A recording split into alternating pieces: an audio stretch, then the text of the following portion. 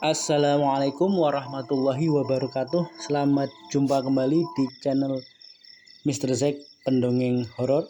Untuk kesempatan pada malam hari ini, Pendongeng Horor akan melanjutkan cerita Guna-Guna Istri Muda. Tapi sebelum kita ke cerita, seperti biasa, Pendongeng Horor ingin mengucapkan banyak-banyak terima kasih kepada kawan-kawan yang sudah sudi mampir, sudi mendengarkan, dan sudah sudi untuk share, like, komen, dan subscribe.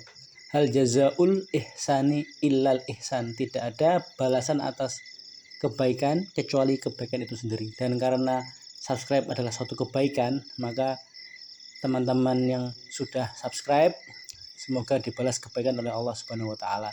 Dan teman-teman yang belum mensubscribe, mohon segera di-subscribe supaya Mr. Zack sang pendongeng horor semakin semangat lagi dalam membuat konten-konten terbaru untuk teman-teman semua. Baik, kita menuju ke cerita. Cerita ini adalah melanjutkan episode selanjutnya.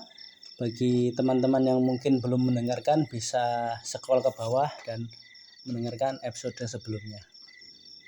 Oke, setelah Bu Lasmi ini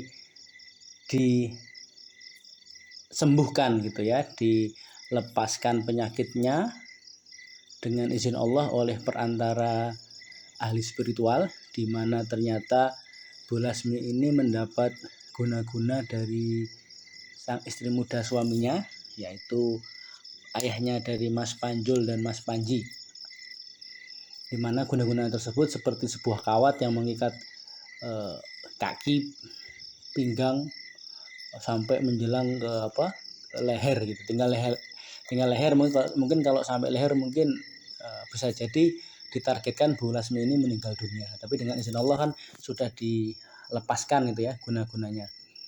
Di episode terakhir sampai ayahnya Mas Panjul ini dimutasi dan kembali ke kota asal yang sudah tidak lagi bekerja di Pulau Kalimantan. Nah, setelah kembali ke Pulau Jawa ini, ke kota asal, ayahnya Mas Panji ini sebut saja kita sebut namanya Pak Dangwi gitu ya, nama samaran.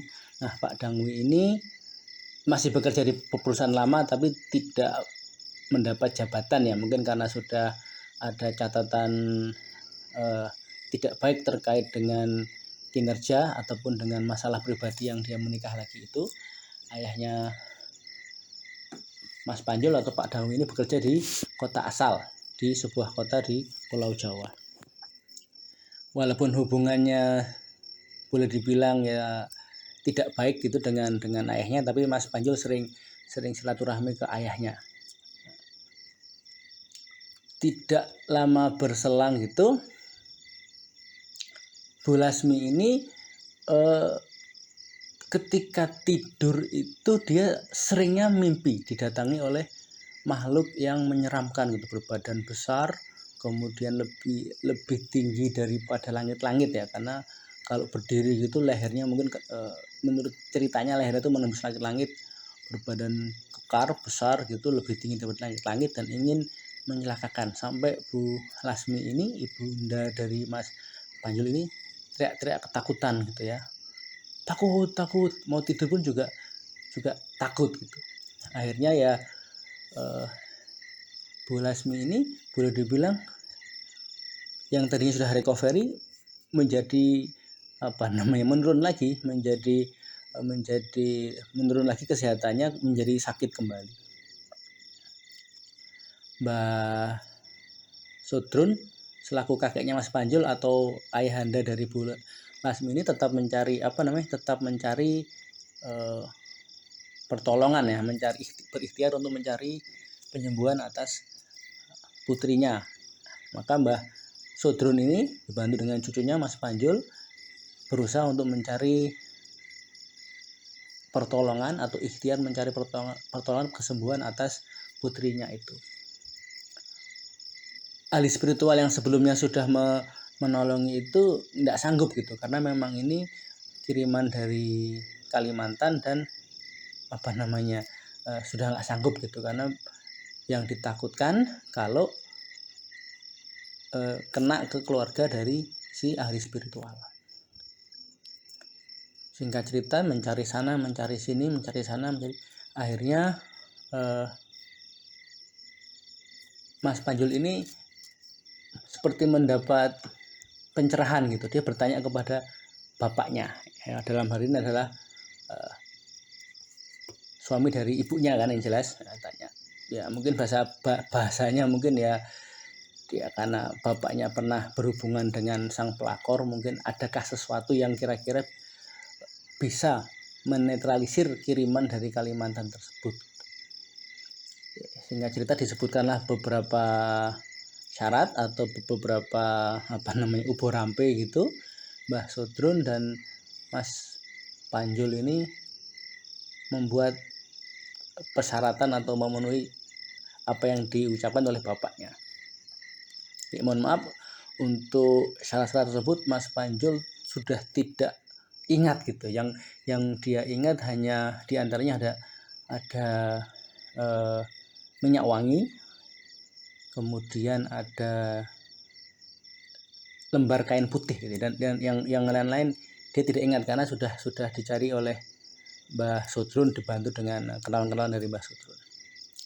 Oke, singkat cerita, dilakukan ikhtiar dengan dibantu ahli spiritual yang lain, dengan dibantu oleh bapaknya Mas Panjul juga, karena bagaimanapun juga kan ini masih istri sah ya, istri tua, istri sah. Dibantu dan dengan izin Allah Bu Lasmi ini berangsur-angsur sudah bisa tidur dengan nyenyak, sudah bisa tidur dengan tenang, sudah tidak kalau malam itu sudah tidak bangun dengan ketakutan, sudah bisa istirahat dengan tenang, sudah recovery kembali dan sembuh gitu ya, sudah bisa menjalani aktivitas sehari-hari, sudah bisa beranjak dari tempat tidur, sudah bisa ke kamar mandi sendiri. Nah, tidak lama Pak Dangwi ini ya, bapaknya Mas Panji dan Mas Panjul ini mendapat surat dari Kalimantan. Ini surat karena cerita ini terjadi berapa puluh tahun yang lalu ya, ketika Mas Panjul ini masih SLTA ya. Dapat surat dari Kalimantan yang mengabarkan bahwa istrinya atau istri muda yang ada di Kalimantan itu sakit yang membuat si pelakor itu tidak bisa berjalan atau kata lain lumpuh. Kayak bagaimanapun juga karena itu istrinya juga, istri muda, maka Pak Dangwi ini, ayahnya Mas Panjul, pergi ke Kalimantan. Sekian waktu, sekian minggu, sang ayah pulang kembali dan bercerita kepada keluarga besar gitu ya, kepada dia mengumpulkan keluarga besar, ada Mas Panji, Mas Panjul, ada istrinya, istri tuanya yaitu Bu Lasmi, ada mertuanya yaitu Mbah Sodron, termasuk lain-lain keluarga besar. Pak Dangwi ini minta maaf gitu, bahwa memang dia karena di Kalimantan bekerja dan dia memang memiliki istri muda di Kalimantan. Nah, kemudian dia bercerita ketika istri mudanya tahu guna-guna yang pertama ya, seperti kawat itu dilepaskan atau dinetralisir, maka si istri muda ini mencoba untuk mengirimkan guna-guna lagi ya. Tujuannya dengan segala hormat ya, supaya Pak Dangwi ini tetap kepada dirinya. Selain itu ada motif-motif ekonomi di belakangnya. Dia mengirimkan suatu guna-guna lagi yang tujuannya adalah supaya Bu Lasmi ini kalaupun tidak meninggal dunia, Bu Lasmi ini menjadi gila karena setiap malam didatangi oleh makhluk yang menyeramkan. Tetapi dengan izin Allah, setelah dinetralisir, karena sedikit banyak juga Pak Dangwi ini merasa bersalah juga, dia lingkungannya tahu akan apa-apa yang menjadi penawarnya, diberitahukan kepada Mbah Sodron yang mertuanya dan kepada Mas Panjul anaknya, maka dengan izin Allah perantaraan oleh orang-orang yang ahli spiritual. Guna-guna tersebut dapat dimentahkan, dinetralisir dan dilepaskan gitu saja. Nah, mungkin seperti hukum karma gitu ya. Barang siapa yang berbuat kejahatan itu pasti akan menuai kejahatan. Jadi bisa jadi guna-guna tadi sudah dimentahkan atau dinetralisir, itu kembali lagi kepada sang pengirim. Jadi menurut Pak Dangwi, ya, istri mudanya ini sedang berjalan di kampungnya, kemudian entah kenapa itu dia seperti terpleset kemudian jatuh biasa saja, tidak ada luka, tidak ada memar, tidak ada lebam, tapi kemudian semakin lama semakin nyeri, semakin sakit, dan menjadi sakit dan lumpuh sampai Pak Dangwi sebagai suaminya ya menjenguk dari Pulau Jawa ke Kalimantan, menjenguk istri mudanya, dan si sang pelakor ini lumpuh gitu ya. Jadi seperti seolah-olah seperti mendapat tulah atau seperti mendapat mungkin kalau bahasa sekarang mendapat azab atau balasan setimpal. Jadi tidak bisa berjalan atau lumpuh gitu. Dan menurut Pak Dangwi ini sebelah kakinya menjadi berbeda ukuran ya, salah satu lebih kecil daripada yang salah satunya gitu ya. Jadi seperti yang termaktub dalam kitab suci ya, barang siapa yang berbuat kejahatan sekecil atom pun, maka kejahatan itu akan kembali kepada dirinya sendiri. Jadi apapun itu kejahatan, apalagi yang melibatkan makhluk-makhluk yang tidak kasat mata, itu sudah menjadi perbuatan yang sangat dibenci oleh Tuhan Yang Maha Kuasa. Oke, baik, demikian cerita pada malam hari ini. Sekali lagi kepada teman-teman yang sudah mendengarkan tapi belum subscribe, mohon untuk subscribe, karena subscribe itu baik dan semoga teman-teman mendapat balasan kebaikan atas kebaikan kawan-kawan.